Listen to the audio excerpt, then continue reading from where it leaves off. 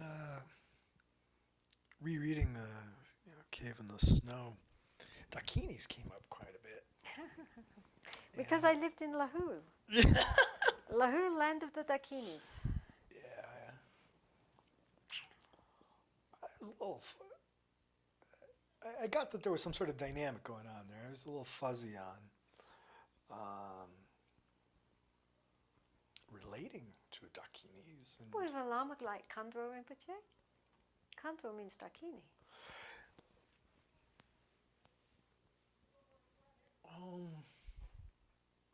I'm a little fuzzy on disembodied Dakinis.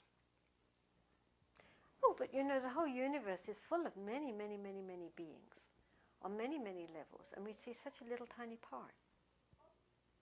We only see the bits we see. We don't see all the rest. There are so many realms of beings that we can't see unless we have a particularly, clairvoyant vision.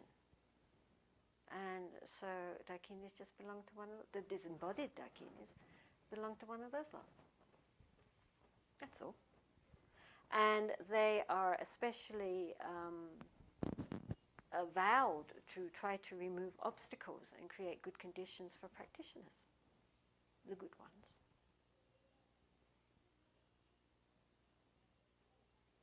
Easy. How are Dakinis related to merit? Merit? Yeah. In what sense?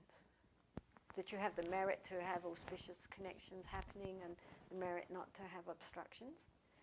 Well, obviously, if you have in other words, self-directed, creating a trajectory of self-directed causes and conditions versus these disembodied forces paving the way for you, or acting as gentle assistants. No, both. Because unless you have enough merit, you're not going to get any Dakinis interested in your case. And if you have the enough that you must have merit after all in the beginning to want to practice and to be in a situation where you are practicing, and so they just help the show along.